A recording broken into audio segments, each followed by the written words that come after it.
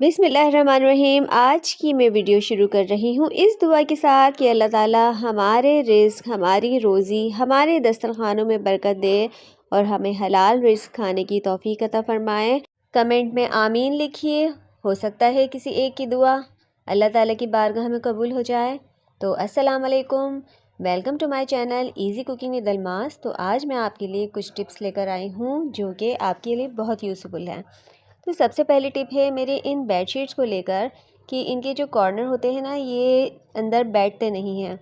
अगर हम इनको ऐसे इसी तरह से बिछाते हैं तो ये उतर जाती है बार बार। तो अब मेरे साथ मसला ये है कि मेरे घर में लड़कियां नहीं हैं, तो मेरे पास रबड़ बैंड नहीं है। तो मैं क्या करूँगी, मैं ये करती हूँ कि इसको इस तरह से गिरा लगा लेती हूँ और फिर इसको अंदर की तरफ टक कर देती हूँ। चारों तरफ से इसी तरह से गिरा लगाकर और बेडशीट को अंदर की तरफ टक कर देती हूँ। तो ये बेडशीट अपनी जगह से टस से मस नहीं होती, ये बिल्कुल फ़िक्स हो जाती है इस तरह से। तो आप भी इसी तरह से करें तो आपकी बेडशीट कहीं नहीं जाएगी। तो मुझे बताइए कैसी लगी आपको टिप, यकीनन पसंद आई होगी। अगली मेरी टिप है बॉटल को लेकर। तो जैसा कि मैंने बताया है, बॉटल से हम बहुत सारी चीज़ें हैक्स करते हैं। तो मैंने एक बॉटल ली है और फिर मैंने इसका ये जो ऊपर का है लेबल है, ये निकाल दिया है। अच्छी तरह से इसको निकाल दें। अब छुरी गरम करके मैंने इसको ऊपर से काट दिया है। गरम छुरी करके आप इसको काटेंगे तो इसका मटेरियल इतना हल्का होता है तो आसानी से ये कट जाती है। इस तरह से मैंने इसको काट लिया है। ऊपर वाला साइड अलग कर देंगे, नीचे वाला साइड अलग कर देंगे। तो ये देखिए पूरी कटिंग होने के बाद मेरे पास इसके दो पार्ट आ गए हैं। ठीक है, अब मुझे क्या करना है, ये जो ऊपर वाला पार्ट है ना, इसको यूज़ करना है। मैंने कैप हटा लिया है। अब ये जो चमचा होता है ना, जिससे हम पकोड़े बनाते हैं, इसको मैंने अंदर डालकर और इस तरह से पकड़ा है। और अब मैं जितने भी पकोड़े बनाऊंगी या समोसे फ्राई करूंगी, कुछ भी फ्राई करूंगी, तो तेल की छींटे मेरे हाथों पर नहीं आएगा। ये टिप है मेरी नई लड़कियों के लिए, बेटियों के लिए, बच्चियों के लिए जो कि नया नया कुकिंग करने लगी हैं और उन्हें डर लगता है फ्राई करने से। तो अब यकीन है आपको पसंद आएगी। अब मेरी नेक्स्ट टिप है इसी बॉटल को लेकर। तो मैंने इसको जो नीचे वाला पार्ट है, इस तरह से इसको कटिंग कर लिया है।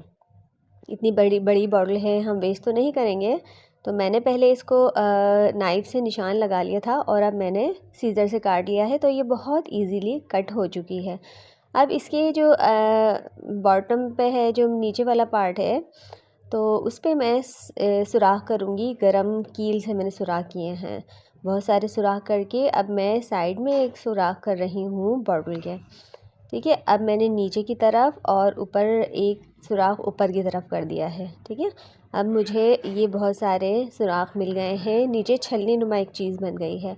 अब ये जो ऊपर मैंने सुराख किया है ना, इसमें मैं डालूँगी एक डोरी इसमें बांधूँगी और इसके अच्छी तरह से इसको बांध दें।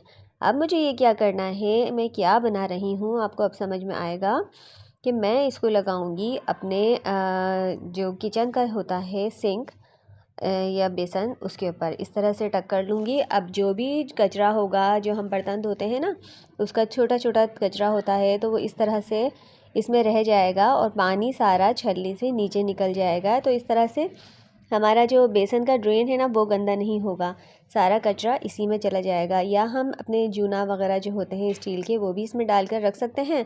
तो इससे क्या होगा कि सारा पानी निकल जाएगा और ये ड्राई रहेंगे। तो बताइएगा कैसी लगी मेरी टिप।